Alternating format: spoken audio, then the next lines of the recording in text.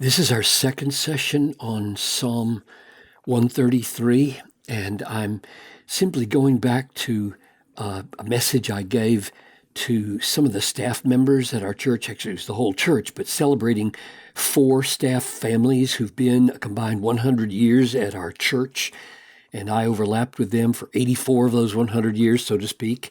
2 of them there for 30 years each and 2 for 20 years each, and I took this psalm as my text, and I'm simply showing you in these 3 sessions what I did with the psalm and how you might draw these kinds of riches out as well. So the first lesson was on, behold how good and pleasant it is when brothers dwell in unity, and we unpacked good, pleasant, and unity. Now in this session, we're focusing on, this unity is like precious oil on the head, running down on the beard of Aaron, running down on the collar of his robes.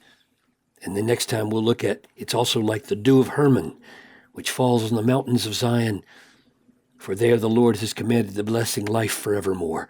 So Father, as we focus again on this great psalm about unity, show us how to draw things out of your word and how precious unity is, so that you work it in us, I ask in Jesus' name. Amen.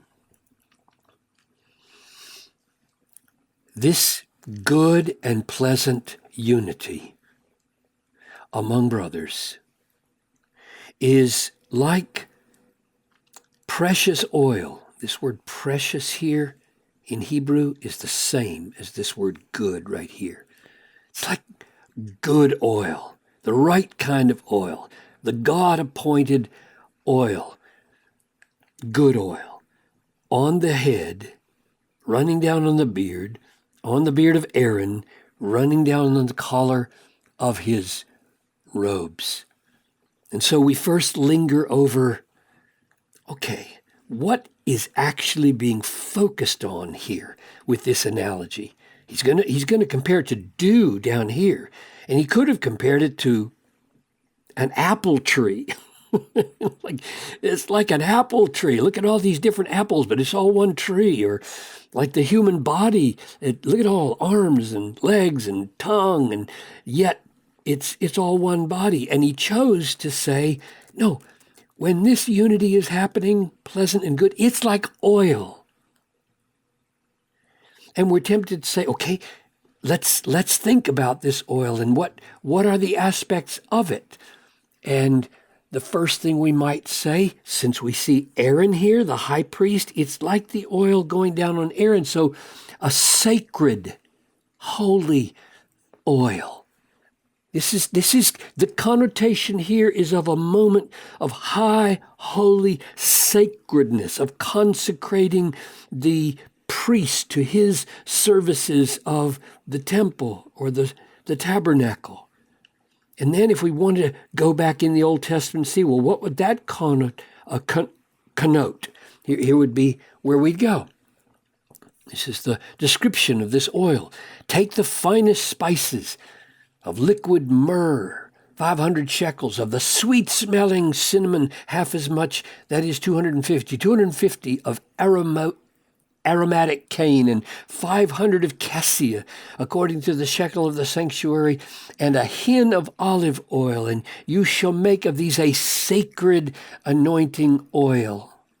Blended as by the perfumer, it shall be a holy anointing oil. And you shall say to the people of Israel, this shall be my holy anointing oil through your generations. It shall not be poured on the body of an ordinary person, and you shall make no other like it in composition. It is holy and shall be holy to you.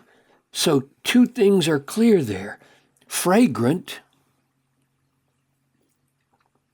and sacred. Sacred. So you come back here and you add fragrant there. So you could say it's fragrant. And if you wanted to let your imagination run, you could also say, well, in the hot, dry, Middle Eastern setting, oil running down on the beard and the neck and the collar would be maybe soothing. Got to be careful here. Your imagination might be getting away from yourself. Or surely symbolic of divine blessing.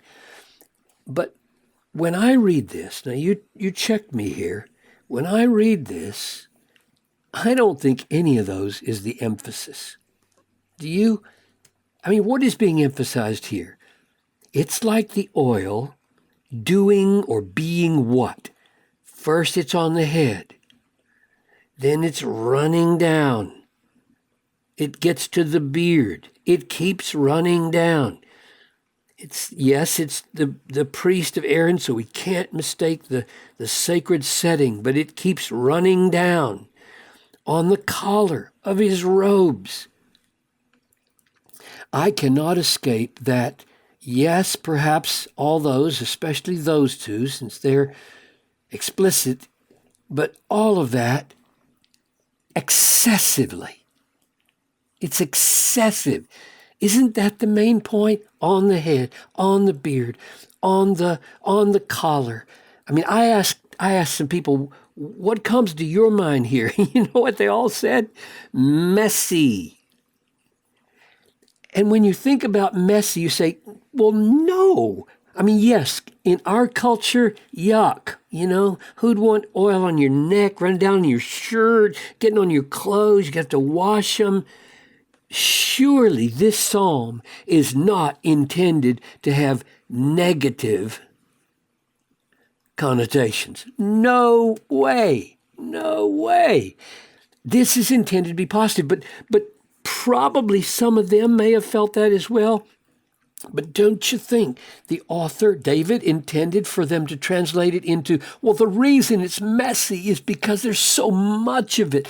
And that's what's being struck here. This is excessive in sacredness, excessive in its fragrance. All the good things about it are to be felt as excessive, which means more than what? More than what? More than needed, right? I mean, when you anoint somebody, it's plenty to just get it all over their hair. It doesn't have to be on their beard. It doesn't have to be on their clothes, does it? It's just more than needed. It's more than deserved.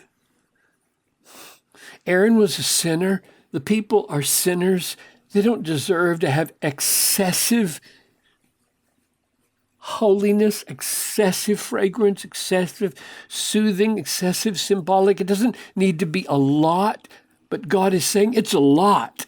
It's more than what's needed. It's more than what's deserved. But now, make sure you see this little word like here. This is not saying the unity that is being experienced is excessive. This is saying that good and pleasant unity is like excessive oil.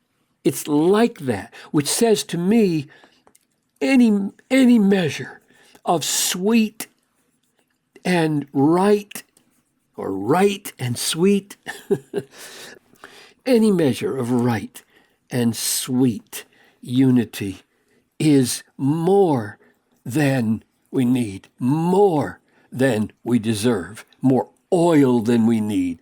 We might feel like we need more unity, but that's not the point. The point is any measure of unity is like oil that's exceeding need and oil that's exceeding desert. So I conclude, surely we should be affected by the excess